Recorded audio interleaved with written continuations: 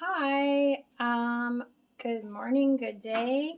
I wanted, because we have a lot of desire to support our immune system right now at this point in time, I thought I would just have a fun time um, showing something that I have kind of pulled together over, I don't know, different influences I've had here and there with either yoga centers or herbalists or my own work that I do. And this is over many years. I've just kind of pulled these together. And last winter, it was kind of the first time I tried this, and I kind of really found it lovely. Especially, it's very grounding, it's very soothing, and it supports your immune system in a very powerful way. So you can change this up however you want. You can Google different herbs or different ingredients that you feel comfortable with. So I have here ginger, as you can see, which is of course very warming and soothing to the circulation, and it's very grounding to your nervous system, because any root plant, most root plants, I should say, that are edible, are calming and grounding, and the warmth and sort of base notes of the ginger is very, very calming to the nervous system, and it's very supportive to your immune system.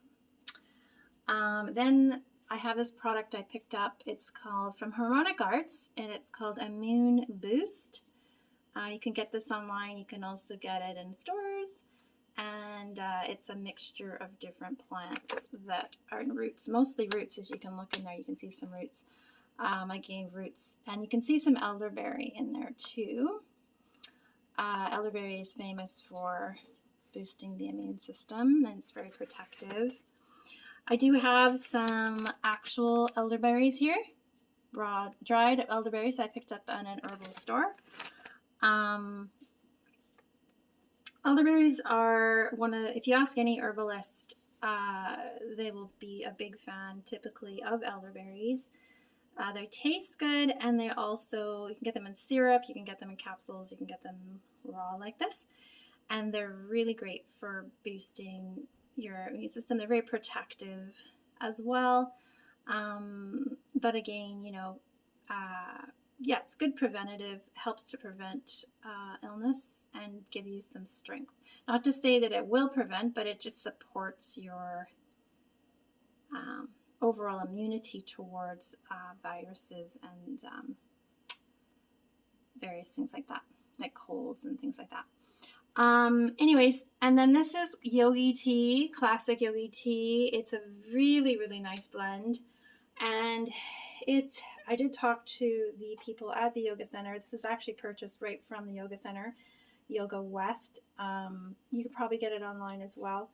And it has kind of a chai flavor, and they put a lot of time into choosing different plants that are very healing and balancing to your system and also boosting your immune system. But it's also a bit detoxy, very slight, gentle. It's not going to give you the runs or anything like that. It's really, really nice with honey. They do recommend having ginger in the mix, so you add fresh ginger, and you're supposed to stew this like for a good 4 hours on low, and then you add some honey to it. Strain out, of course you're going to strain out the bits in there, the herbs, and have it with some honey, and it's just amazing. I can't tell you, I think it's the best tea I've ever had in my life. If you do it the right way, though, you do need to stew it for a while. So anyways, I decided to do it in a crock pot. A lot of people, they've done it different ways, but crock pots are really great because then you can leave it. They have a column. I don't know what it is. It's sort of like a crock pot type thing they have in their yoga center. But you can see I put, of course, the herbs in there. I put it really quite strong. I like it strong. You can do it, of course, however you like. So you can see I mixed in all three of those products. You don't have to use all 3, by the way. Any one of these would be fine on their own, except I do encourage you to add ginger, but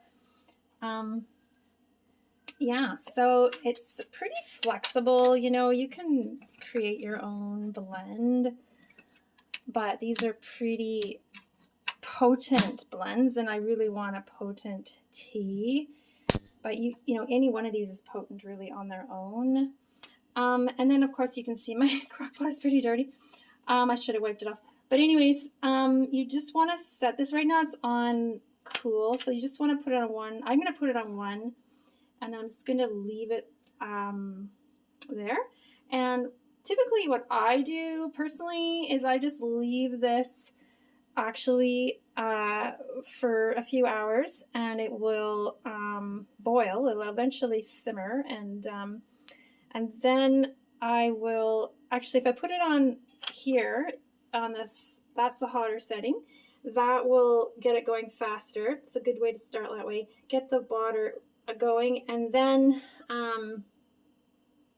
once it's going, then I would bring it down. And I tend to leave it going for at least, well, usually while I'm at work or out, you know, for 8 hours or so.